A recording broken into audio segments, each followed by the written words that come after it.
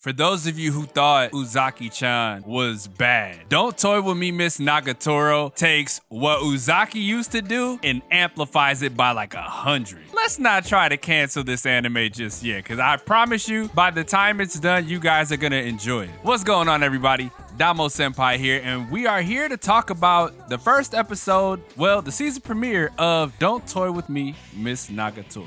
Now, for those of you who are new to the channel, welcome. And if you are enjoying the content that I provide, make sure you go down below, hit that subscribe button. Help me on my way to 3,000 subscribers. The more you guys like, the more you guys comment, the more you guys subscribe, the more we can get done as a channel. The reactions will come back. I just had to get some stuff taken care of, had to order some new stuff, so those will be in effect as soon as possible. This first episode went exactly like I pictured it. What makes this a little different than Uzaki-chan is the guy that we know as Senpai is not the MC from Uzaki-chan, right? He wasn't as sensitive as, we just gotta call him Senpai for now, as Senpai is. But that comes from a past of being bullied and teased for wanting to be a manga artist. And Nagatoro sees that and sees this open opportunity to bully young Senpai-san. You guys know how these rom-coms go. This bullying turns into, well, teasing. This teasing eventually stems from an interest in the main character, which Nagatoro makes super obvious, right? The more and more she begins to tease him, the more and more he doesn't really react because he's already shut that side of his life out. The more she becomes interested in him as a person, and that's just where these rom-coms go. They get you with the comedy at first, then they hit you with the romance.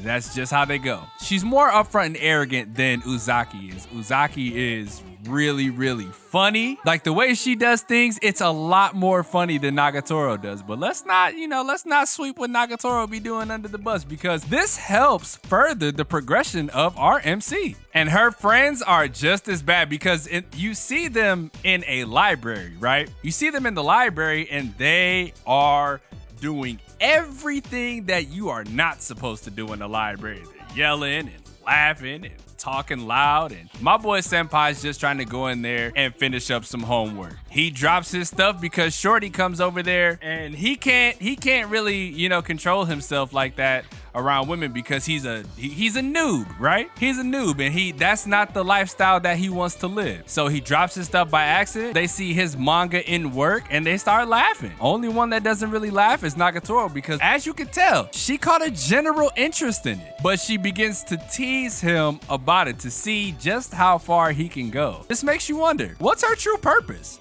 What's her real goal? We won't find out until later in the season. I'm very interested in seeing where this goes. So it leads into her wanting him to draw her, right? Like she walks in on him in the little art class, well, follows him to the art class, sees him drawing, and she's like, oh, why don't you draw me? Draws her really decently, but she toys with them about it, which, I mean, come on. If you're not used to that by this time, then what are you doing here? But the scene that stood out to me the most was when they were walking home, because they shared the same route. And Senpai caught some deja vu after getting pushed into the river because it took him back to being a kid and being bullied. He lets you know right out the gate, like, look, I didn't like when everybody else would do it. I knew what to do in these situations, so I would just shut that off and keep walking. But when it comes to you, Nagatoro, I don't mind it. That just lets you know in general that he has a keen interest in her, because from what we see, he's beginning to talk more and stand out a little more than he ever would have. This is a new experience for him, and this in turn,